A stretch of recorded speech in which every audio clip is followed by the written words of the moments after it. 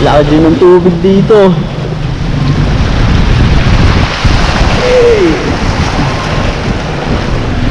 Okay, good morning mga kaalabok. So ngayong araw ay bumabiyahe na kami.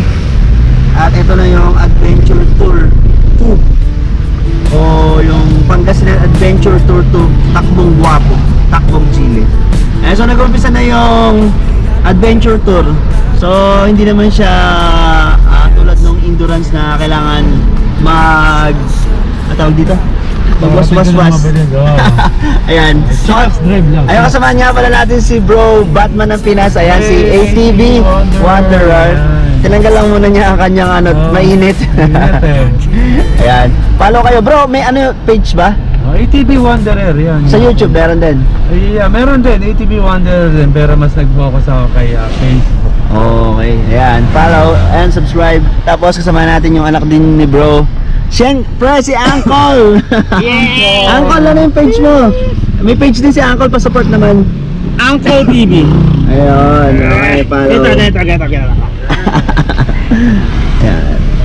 Okay, so yan, bumabiyahe na kami, papunta na kami ng first stop ngayon. So yung biyahe na to, meron tong mga pupuntahan, meron din siya mga photo ops, tsaka mga checkpoint. Ayan, kasi meron tayong passport. Oo, yan. Yung passport na yan, kapatid, lahat ng mga pupuntahan natin checkpoint, may tatatakan yan. Oo, ayan.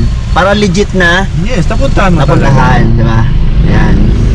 So, ayun. Yung isang kagandahan dito, dahil nga adventure tour to, merong mga pupuntahan dito na mga, kung ano yung magaganda. Oo, yung tourist spot. Tourist spot ng Pangasinan. Oo, ayan. So, tulad ng nating ginagawa, mamamasyal tayo ngayon. Tuloy pa rin yung pamamasyal natin. Hindi man tayo nakamotor ngayon. So you're the fire, you're the flare, you're the song inside my head. And I will taste every note. Feels so good when you're in my head. You're the fire, you're the flare, you're the song inside my head. Okay. So, andito na kami sa Manawag. Ito pala yung ng Manawag, oh. Simbahan. Grabe. Ang tagal na siguro nitong mga dito, no? Parang first time kong nagpunta dito sa mismong simbahan. Dami nagbebenta ng mga dito, mga accessories, tsaka ng mga pagkain na kakanin. Oo, parang natatandaan ko yung mga matatanda pag pumupunta dito, may mga inuwi sila mga ganyan, mga kakanin dito. Ang dami. Dito din sa kabila, ganun din. May misa ngayon eh. May mga pa, prutas. Diba dapat nakamotor ka? Oo. Ayan, so nagka-problema ako kagabi. Yung motor ko, kalulusong dun sa tubig. Yung sa huling baha na nilusungan ko, paglagpas ko dun, yung motor ko, ay lumambot na yung gulong. Kaya ngayon, nakasakay tayo dito. So yung problema ng gulong ko, yung sa may pito daw, sabi ni Bro Vince. Kasi hindi ko rin alam kung ano talaga yung pinakaano niya. Kasi ayaw niya nga mahanginan. Buti na lang pumunta sila, kasi kung hindi, ngayong umaga pa lang ako mapupunta dito sa mismong Hindi ka makakasama sa Oo. Diba? Ayun. So yun, kaya natuloy tayo. Welcome San Roque Power Corporation. So dito tayo ngayon sa San Roque Dam, dito sa may Pangasinan. So hindi tayo pwede pumasok doon, pero papakita ko sa inyo yung konting makikita natin dito pagka nandito tayo sa may labas. Ayun, yung parang pinaka spillway yata yung pinakatawag doon. Ayun, oh, kita siya dito. So ito daw yung dating pinakamalaking dam sa Asia, pero sa ngayon second na lang siya kasi meron na daw sa China. So ayan, ito pala yun. At least nakita natin to. Hindi man tayo pwede doon kasi bawal daw pumasok doon. Eto, maganda yan doon sa labas eh. Pinakita ako doon na unang papasok, bundok. Pero hindi ko na-videohan kanina. Kala ko mabibidyohan ko dito. Try ko mamaya na palabas, videohan natin para makita nyo yung view ng kagandahan ng mga bundok dyan sa part dito. Kasama yung part na yan. Ayan, dito sa San Roque Dam. Okay, ito pala si Sir, yung Chief Director dito. Tama ba? Ay, Security Director. Sir, ano po, yung ito pong dam ng San Roque Dam, mga nasa gano'ng kalawak po siya o laki? Nasa 3 municipality yan. Oh, Sakop ng 3 municipality. Hmm. San Manuel, San Nicolas, and Itugon. So, ganong, kung i-imagine mo, ganong kalaki. Yung reservoir lang is almost, reservoir lang. abo. Wala pa yung watershed, wala pa yung, so almost 2,000 hectares. 2,000 hectares. Tapos, ano po, gaano karami po yung nakikinabang dyan na mga lugar? Pangasinan farmers. Ito ang nagsusupply ng tubig Apo. sa Pangasinan. Eastern and Western Pangasinan. Ng rice fields. Opo. Tapos, gaano na po katagal yung dam na to? Since 2003. 2003 pa. So, 20 years na po. Bundok po ba yung pinakaano niya na dun? Yung may tawag po sa bundok na yun? Yung part na yun? Yung dam.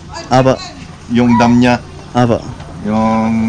Nakapalibot po doon na parang bundok nga. Ginawa yan. Ginawa lang po yun para iharang doon. Hindi po siya natural human man-made po yung pinakaano. Man-made yan. Yung harang na bundok na yun. Para patibayin po yung dam na to. Para hindi siya madaling tamaan ng mga... Yan talaga ginawa. Yung crest. Yung crest niya ginawa para mabuo yung dam. Oo. Yung crest na yan is nandyan na rin yung spillway. Opo. So, yung spillway may 6 na gates. Okay po, ayun. Thank you, sir. Kasi at least po, may alam na kami dito o idea dito sa tungkol po sa San Roque Dam. Tapos ang idagdag mo dyan, Ano po? hindi basta-basta nasisira yan. Matibay po talaga yung pagkakagawa. 4 factors, may 4 factors Opo. na sabay-sabay na mangyari bago masira yan. Ano po yung mga ano na yun? Ayan, Factors na yun? human error, sabotage. Sabotage. Yung sabotage is yung pagbubumbay. Aba. At saka flash flood. Opo. And yung isa is Christian, kita niya na ito siya. basta apat yun. Dapat sabay-sabay. Opo. Bago mangyari yung pagkasira. Mangyari yun. Oo. Okay po. Masisira. Kung isa lang, walang Opo. Sige po. Thank you po, sir. Okay. Salamat po. Ayan. Okay, so at least may natutunan tayo dito. May nalaman tayo dito tungkol dito sa San Roque Dam. First time ko din pumunta dito. Ayan. So sa ngayon, magpapahinga lang muna kami dito. Ayan. Andito yung lahat ng mga ambassador. Tsaka yung mga team ng Gili. Ayan o. Ayan sinasabi ko. Ang ganda o. Yung mga bulubunduking part na yun. Diba? Okay, so ngayon papunta naman kami sa next station sa ano yata, Sunflower Farm. Ano meron din bro? Flower? Tsaka farm? Sunflower. Tsaka farm?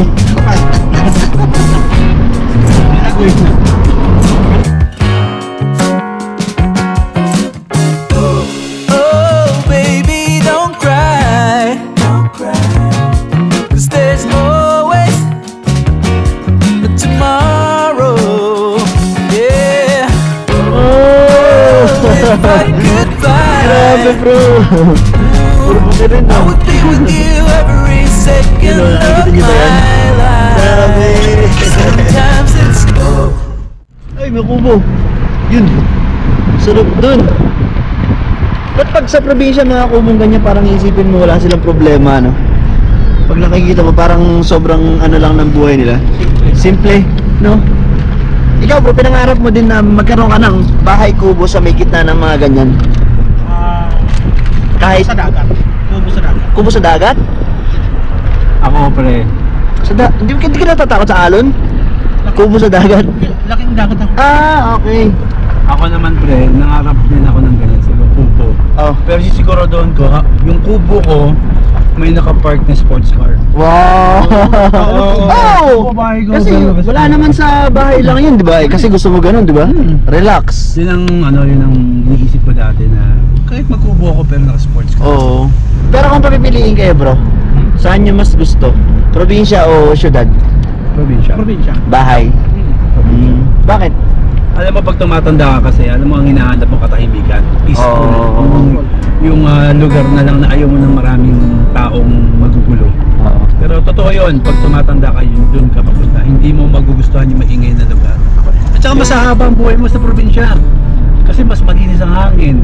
Tapos hindi ka kain ng mga Frozen lang. at saka ano yung mga, what you call that, yung Fresh. Junk food. Oo. Yung mga Jollibee gano'n. Oo. Hindi ka kakain doon kasi malayo ka eh, di ba? Magtatanim ka. Hindi tulad sa Manila, konting gusto ko Jollibee, gusto ko ganito. Anytime pwede kang kumain, kaya mas mapapadalas ka talaga kumain ng mga ganong pagkain. Oo. Mga junk food, di ba? Tama. Mas healthy talaga sa probinsya. Kasi yung mga kakainin mo, pwedeng pulutin mo na lang o harvestin, di ba? Yes. Basta masipag ka lang, no? Yan, andito na pala tayo sa may sunflower farm.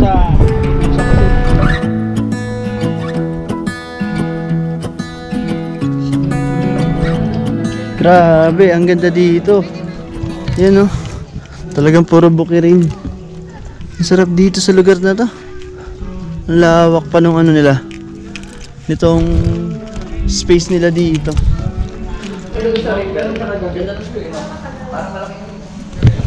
Okay. Ito pala yung papasok ng sunflower camp. Ayan, doon yung parking sa labas. Tapos ito na yung sunflower camp. Uy, Instagrammable. Picture. Yan. Nice. Ganda. Bro, meron daw dyan lihim na hardin. Yun, no? Sana all. Sana all. Sana all. Oh, diba? Sana all may kasama. Wala, hindi din. Ganda dito, no? May pabubong effect. Ayun, so hindi lang pala sunflower meron dito, may iba't ibang klase sila mga bulaklak. Ayun. Ang dami. Ang ganda ng kubo. Ang cute. Tingnan natin 'to. Ang ganda dito. Oh, di ba? Oh. Pahingahan. Ito pa. Dami dito mga halaman, iba't ibang klase. Ayun pa, meron ding dun, bahay na kulay violet.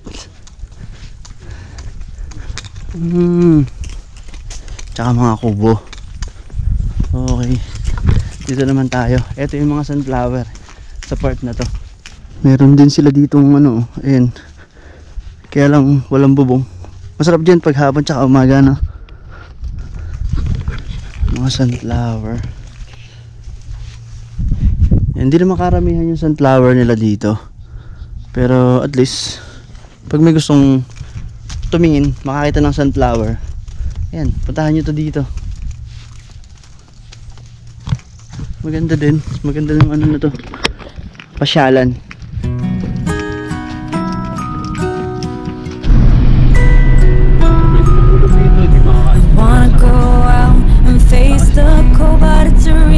Okay, palabas na tayo. Pero ibang view na naman nakikita natin kasi may mga bulubundukin dito sa palabas nitong sunflower farm.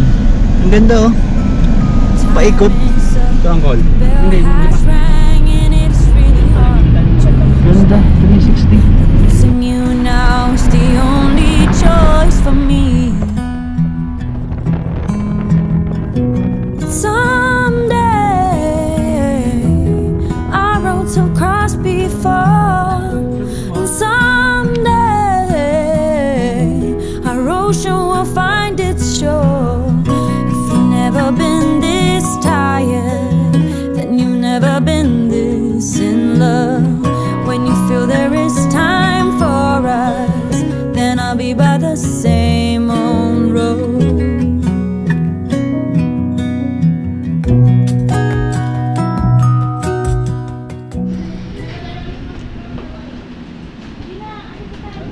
Okay, so tapos na kami kumain dito nga sa may Bayambang.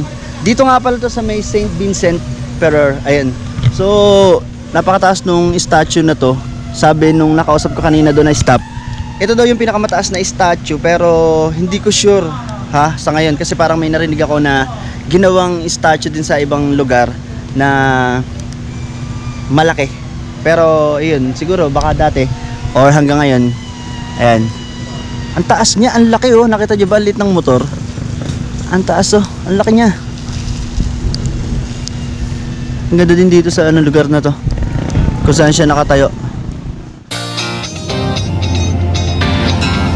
You look tall, I looked up.